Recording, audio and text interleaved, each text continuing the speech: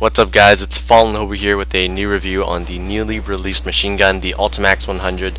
But before I go any further, I'd like to thank Dudestar for letting me review this machine gun. I couldn't have done this review without you, so big shout out to Dudestar. Now moving on, the Ultimax 100 comes with the typical 100 round magazine with 100 rounds in reserve. It's also got a really fast reload similar to the M21E, and it's also got a really quick draw time too.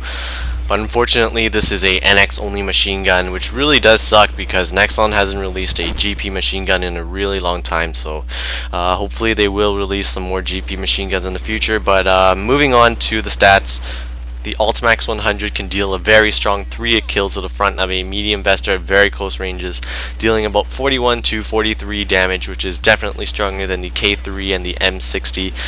What I found really interesting about the Ultimax 100 is that it's stronger than the M21E and the the MG36, my bad. I've been testing this machine gun on a tester, fuck you, which I should be giving a shout out right now for helping me with tests.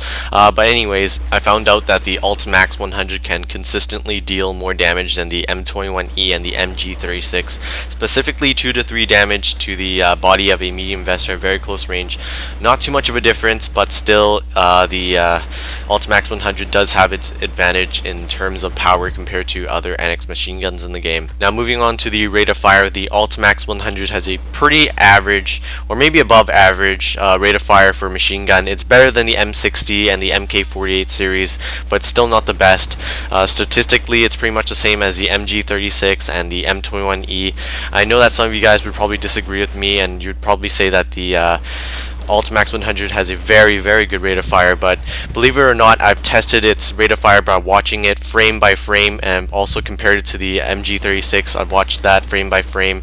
It's a complicated process, but if I did everything correctly, my results have shown that the Ultimax 100 has roughly the same rate of fire as the MG36, so don't be fooled. I know that the Ultimax 100 does sound like it shoots really fast, but according to my experiment, the Ultimax 100 has the exact rate of fire as the MG36.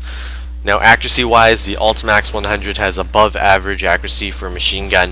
It has better accuracy than the M60 and the MK48 series. It's pretty much on par with the MG36, but however the MG36 does have its range advantage over the Ultimax due to it having the G36 scope. Same deal with the M21E. The accuracy of the Ultimax is pretty much on par with the M21E, but the M21E has a burst fire mode, making it a lot better at medium to long ranges. You probably won't be using the machine gun for medium to long ranges anyway, but I'm just saying that the Ultimax is not as versatile as the MG36 and the M21E. The Ultimax 100 also has a problem when it comes down to tap firing at medium to long ranges, but I'll be showing you guys why later on in the review. Now as for portability, the Ultimax 100 is pretty portable for a machine gun. It's pretty much on the same level as the M21E and the MG36. It's also a lot lighter than many other machine guns in the game, such as the MK48 and the M60, but still it's a machine gun, and as we all know, machine guns in general are pretty heavy, so you guys will need to be a bit careful when walking around with the Ultimax 100.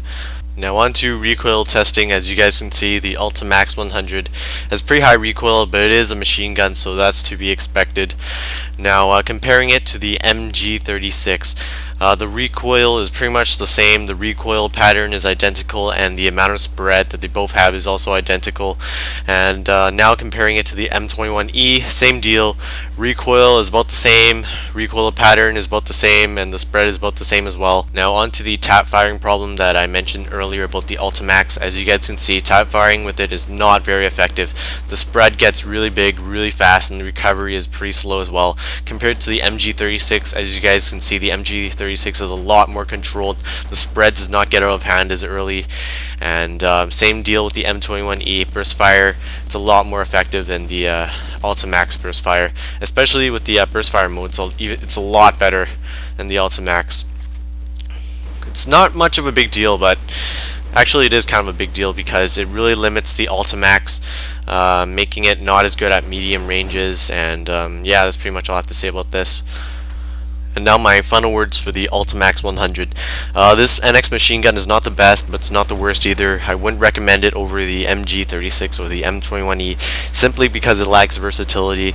As I showed you guys earlier, it doesn't work well with tap fire and therefore it probably won't do too well in medium to long range combat. Unless you guys play Junk Flea and Deathroom only, I wouldn't really recommend the Ultimax 100. But I will say that the Ultimax 100 is definitely superior in close range combat. It's got better stopping power than the MG36 and the M21E, meaning that you can take out enemies much faster, but really it only applies for close range combat. But don't get me wrong, the Ultimax 100 is not a bad machine gun. It definitely does its job. It rips apart enemies at close range combat, but the thing is, so does the MG36 and the M21E. And plus, those two machine guns are much better at medium range combat, so that's an added bonus. But anyways, this is pretty much my review for the Ultimax 100. Thank you guys for watching, and I'll see you guys in my next review.